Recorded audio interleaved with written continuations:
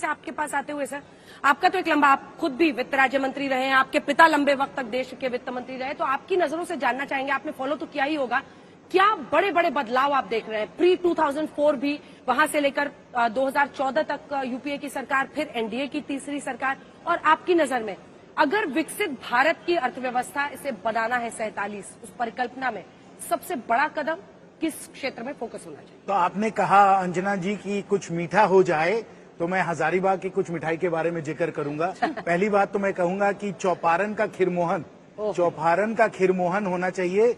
Universal health care, सबको अच्छी स्वास्थ्य सेवाएं मिलनी चाहिए। ये चौपारण का खीरमोहन बिजॉन जी के मन की बात कह दी आपने। बिल्कुल सही बात। दूसरा, टाटी झरिया का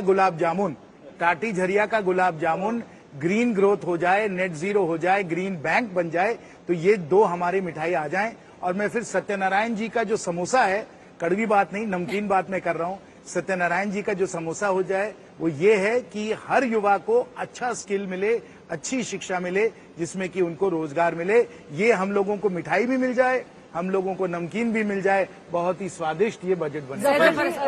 जो अखिलेश यादव कह रहे हैं, किसानों के लिए इतनी नाउम्मीदी क्यों है उनके मन में? क्योंकि वो तो इस बार उत्तर प्रदेश में अच्छा परफॉर्मेंस करके आ रहे हैं, कहीं ना कहीं वो आत्मविश्वास कल भी उनके अंदर दिखाई देखिए, हम लोग बिहार झारखंड के लोग हैं, तो हम लोग अब गया का तिलकुट खोजेंगे, मनेर का लड्डू खोजेंगे, खाजा खोजेंगे। नहीं, जयंत जी और हम दोनों हजारीबाग के हैं, तो इसलिए इन्होंने कलाकंद भूल गए। कोडरमा का कलाकंद, कोडरमा तो हजारीबाग में नहीं है जफर भाई, लेकिन कोडरमा का कलाकंद बहुत मशहूर है हजारीबाग की मेजॉरिटी दिखाई दे रही है। तो बहरहाल जो सवाल आपने किया, नकारात्मक सोच जो उनकी बराबर से रहती है, जितने भी अपोजिशन बेंच में है, इसीलिए आदरणीय प्रधानमंत्री जी ने कल कहा कि बहुत हो गई लड़ाई, अब चलो कंस्ट्रक्टिव, जरा पॉजिटिव अप्रोच से काम करो, देश हित में काम करो, देश के लिए काम करो, देशवासियों के लिए काम करो। मुझे लगता है इनकी जो सोच है वो आज अपने आप ही जब सब कुछ आ जाएगा, बजट पेश हो जाएगा, तो उनको लगेगा कि उन्होंने जल्दबाजी कर दी। कहते ना, जम द गन, जल्दी कर दी। ये सारी चीजें जो है उनके कंसर्न एड्रेस होने वाले हैं, और चाहे वो किसान हो, चाहे महिलाएं हो, चाहे नौजवान हो, चाहे पेंशनर्स हो, सबके लिए कुछ ना कुछ होगा। प्रधानमंत्री नरेंद्र मोदी की कैबिनेट में आज मंजूरी अब मिल रही है उस बजट को, जिसके बाद ये बजट निर्मला सीतारमण पेश करने वाली हैं। प्रधानमंत्री नरेंद्र मोदी बतौर, आप देखिए, मोदी 3.0 में बतौर प्रधानमंत्री उनके लिए भी बड़ा दिन, क्योंकि आज तीसरी बार जब उनकी सरकार बनी है, उसके बाद जो पहला बजट है वो पेश करने का वक्त है। उनके कैबिनेट की तरफ से उसे मंजूरी दी जा रही है। बैठक की भी तस्वीरें दिखा सकते हैं। आशुतोष जी, आपके पास आते हुए काउंटडाउन शुरू हो गया, जल्दी जल्दी बताइए। नहीं, मेरी तो एक ही मिठाई भी है, नमकीन भी है। हाँ। नौकरी नौकरी नौकरी, इसके अलावा कुछ नहीं।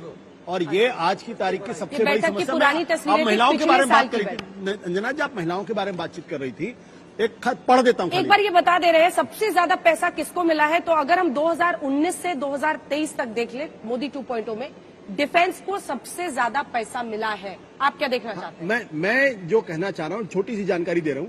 अ वुमन विद अ सेकेंडरी और higher education is 13 times more likely to be unemployed. हम विमेन एम्पावरमेंट की बात कर रहे हैं। महिलाएं अगर पढ़ लिख लेंगी तो 13 गुना पॉसिबिलिटी है कि उनकी नौकरी नहीं मिलेगी।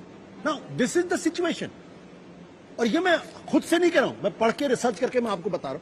जब तक आप एम्प्लॉयमेंट के बारे में बात नहीं करेंगे, आप, इसका मतलब आप चाहते हैं लड़कियां ना पढ़ें, वो कक्षा 2-3 में रहे, क्योंकि नौकरी मिल जाएगी। जैसे वो ग्रेजुएशन करेगी, जैसे पता चला कि उसकी नौकरी मिलने के चांसेस खत्म हो जाएंगे। और आज की तारीख में जो महिलाएं एम्प्लॉयड भी हैं, उनके वेजेस अगर आप देख लीजिए तो 60% लेस देन द मेन। नहीं, वो सर इसलिए भी है क्योंकि क्वालिटी ऑफ एजुकेशन उन लोगों में नहीं है जो अपने आप को ग्रेजुएट ही बताते हैं, लेकिन कई बार बेसिक चीजों तो सरकार की प्रॉब्लम बेसिक चीजों की भी एम्प्लॉयबिलिटी जो होती है ना, कि नौकरी किस बिना पर, इसीलिए स्किल डेवलपमेंट की बात हुई थी, क्योंकि स्किल होगा तो आपको नौकरी लगेगी। मिस्टर महाजन, जल्दी से, वो तो कह रहे हैं जॉब्स जॉब्स जॉब्स। देखिए, हमारा ये मानना है कि इस बार के बजट में हमें प्राइवेट इन्वेस्टमेंट को बढ़ावा देना, और खास तौर पर एमएसएमई के लिए पीएलआई स्कीम लेकर के आना, जिसके माध्यम से हम ज्यादा से ज्यादा रोजगार निर्माण कर सके, जिसकी चिंता अभी की जा रही है। इसके अलावा एक जो खास बात इकोनॉमिक सर्वे में देखने को मिली है कि एआई के ऊपर चिंता व्यक्त की गई है कि एआई के कारण बहुत जॉब लॉसेस हो रहे हैं, उसका भी हमें कोई ना कोई समाधान खोजना चाहिए। आर्टिफिशियल इंटेलिजेंस की वजह से काफी नुकसान हो रहा है। चैलेंज जिसका इकोनॉमिक सर्वे में जिक्र आया है, इसको भी ध्यान में रखना चाहिए। मुझे लगता है कि सरकार इस पर कोई ना कोई कदम उठाएगी। बिजॉन जी, हम सोचते हैं, देखिए, पहले तो हमारा फेवरेट है मोतीचूर के लड्डू, नेतराम के मोतीचूर के लड्डू इलाहाबाद के, बट हम मिठाई तो खा नहीं पाते हैं क्योंकि हम डायबिटिक हैं। तो हम अब क्या बताएं कि अब हम लोग सब ऐसा विक्टिम बन गए हैं। अब कहना क्या चाह रहे हैं? हम कहना ये चाह रहे हैं कि हम केवल एक ही चीज जो देखना चाहते हैं स्वास्थ्य। कि स्वास्थ्य में इस ढंग से इन्वेस्टमेंट हो कि हमको प्रिवेंटिव केयर मिले, हम विक्टिम ना बन जाएं ये सब नॉन कम्युनिकेबल डिजीज का। इसी जिस रफ्तार से कैंसर बढ़ रहा है हमारे देश में, आप ताज्जुब हो जाएंगे the population of cancer patients in our country, और उसके ट्रीटमेंट के कॉस्ट कितने हैवी है वो उस परिवार को मालूम है जो पीड़ित हैं। तो हम ऑलवेज इस बजट में ऑलवेज देखना चाहेंगे, मेरे सबसे बड़ा वो है कि कैसे आप ट्रेडिशनल हेल्थ केयर को। तो सर सिर्फ कैंसर ही क्यों, बाकी बीमारियों में बिल्कुल भी जो है बिल्कुल cost बढ़ी रही है। हाइपरटेंशन, किसी भी अस्पताल आप जाइए वहाँ पर आपको स्वास्थ्य नहीं मिलेगा। फोकस चाहते हैं स्वास्थ्य पर। विवेक जी, इस पहले कहा जाता था रोटी कपड़ा और मकान, अब इसके अंदर स्वास्थ्य और बच्चों की पढ़ाई और जोड़ दीजिए। शिक्षा। हम ये मानते हैं कि स्कूलों में जो फीस है उसको कम किया जाए जिससे आम आदमी के बच्चे अच्छे स्कूलों में पढ़ सकें। दूसरी चीज, ठेकेदारी प्रथा बंद हो और कंपनियां और सरकारी संस्थाएं डायरेक्ट एम्प्लॉयमेंट दें।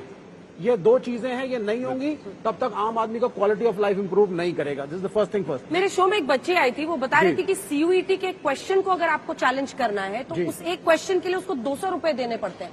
अब देखिए, जो ग्रामीण परिवेश से बच्चे आते हैं उनके लिए बहुत चैलेंज है, हर चीज में इतना ज्यादा अंजना जी, इसमें शिक्षा व्यवस्था में इतना पैसा लग रहा है कि उनके लिए चैलेंज है। नहीं, सरकार फॉर्म ने खरीदना, फॉर्म भरना चैलेंज होता है। इससे सस्ता इलाज जो है वो महत्वपूर्ण है। जो आपने कहा कि सस्ती दवाई, सस्ता इलाज, और खास तौर पर जो आयुष्मान भारत है, ये सही है कि गरीब लोगों के लिए आयुष्मान भारत की व्यवस्था की गई है, लेकिन इसके साथ ही साथ सामान्य जन के लिए भी यदि हम आयुष्मान भारत की व्यवस्था इस प्रकार से करें कि वो राशि लेकर के इंश्योरेंस के माध्यम से सस्ता इंश्योरेंस। अंजना, मैं शिक्षा के बारे में मैं शिक्षा के बारे में बता दूं। नहीं, हम आज की तारीख में एक गरीब बच्चा ग्रेजुएट भी हो जाएगा, लेकिन जब तक उसके पास कोचिंग के पैसे नहीं होंगे वो कम्पीट कैसे करेगा? और ये जितने प्राइवेट इंस्टीट्यूशंस बन गए हैं, लगातार ये जो प्राइवेट सरकार की यूनिवर्सिटीज खुल रही प्राथमिकता है, रही है एजुकेशन। हमने तो पूरा आपने महंगी न्यू प्राइवेट एजुकेशन पॉलिसी में जो बनवाई है, पुरानी, सर। एक मिनट, पूरी न्यू एजुकेशन पॉलिसी इसीलिए आया कि हमारा फोकस एरिया है एजुकेशन। हमने हेल्थ के बारे में आपने देखिए, एक मिनट, शाउटिंग मैच नहीं कर रहे। आ रहा हूँ So भाई। wait for your turn, please. तो आयुष्मान भारत इसीलिए आया, और आयुष्मान भारत में चेंजेस देखिए क्या है इस बार जो पिछले बजट में जो प्रपोज किया गया कि जो 60 साल या 70 साल की उम्र के जो लोग ज्यादा हैं उनको भी कवर कर लिया जाएगा, चाहे वो सामान्य परिवार से हो या असामान्य परिवार से हो। उसके अलावा जो है सस्ती दवाएं मिल रही है, आप उसका कॉस्ट देखिए सर। अरे मैं 1 मिनट आ रहा हूँ ना, रुको आप। देखिए इसमें जो प्राइवेट इंस्टीट्यूट की भी मनमानी फीस होती है, इन सब पर कैसे व्यवस्थित अंजना, किया ये जो आप कोचिंग ascertain इंस्टीट्यूट्स करते हैं, हैं सही- इनके ऊपर सही बैन जाने लगना के बाद चाहिए। इंडस्ट्री से रिएक्शन। जाफर भाई, हम ये नहीं कह रहे कि प्राइवेट सेक्टर नहीं आना चाहिए, प्राइवेट सेक्टर को भी लाना चाहिए, लेकिन ऑप्शन पब्लिक सेक्टर को भी इंटरवेंशन होनी चाहिए। इसी साथों साथ उसका क्वालिटी भी होनी चाहिए। सही। यदि आप क्वालिटी नहीं लाओगे तो लोग उस पर नहीं ऑप्ट करेगा, वो कर्जा लेकर प्राइवेट सेक्टर में भाई, सही विजन भाई, आप मुझे बताइए। नहीं, मैं तो समझ में नहीं आता, आप खुद ही कॉन्ट्रडिक्ट करते हैं आशुतोष जी और आप जो कहते हैं मुझे आवाज तो आई थी अंजना आपकी। सर रेगुलेटरी ओवर बोलिए सईद, बोलिए, जल्दी बात कीजिए। हाँ, मैं 3 रिएक्शन ले लेते हैं। देखिए, 3 एक्सपर्ट्स हैं, टैक्स को लेकर जबरदस्त लोगों में कौतूहल है। क्या होगा sir? We are expecting better,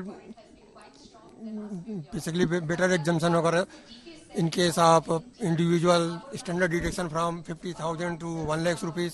in case of exemption we expect from 2 lakhs to 5 lakhs rupees. We are expecting, उम्मीद तो करते हैं सर, उम्मीद तो दुनिया टिकी हुई है सर। ठीक है। पोस्ट बजट रिएक्शन दरअसल ज्यादा महत्वपूर्ण हो जाते हैं, क्योंकि तब आपको बेहतर परिप्रेक्ष्य मिलता है कि क्या वाकई बजट में कुछ किया गया है, नहीं। क्योंकि सबकी मांगे पूरी करना भी एक तरीके से पैनलिस्ट मुझसे अग्री करेंगे असंभव सा कार्य है, और यही मैमथ टास्क जिसे कहते हैं आज वित्त मंत्री को पूरा करना है।